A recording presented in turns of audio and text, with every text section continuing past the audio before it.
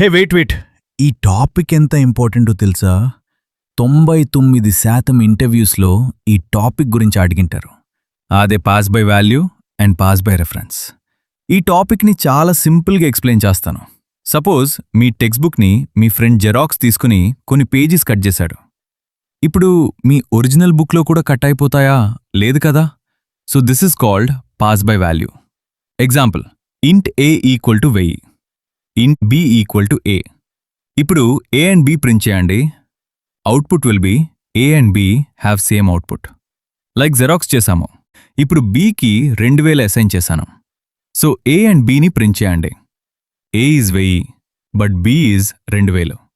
Means ఇక్కడ again bకి value assign చేశాము. Like xerox చేసిన కాపీలో చేంజ్ చేశాము. అలాని ఒరిజినల్లో చేంజ్ అవుతుందా? లేదు కదా. సేమ్ ఏది కుదా. This is called pass by value. Next వీడియోలో పాస్ బై రెఫరెన్స్ గురించి ఎక్స్ప్లెయిన్ చేస్తాను. Follow for more.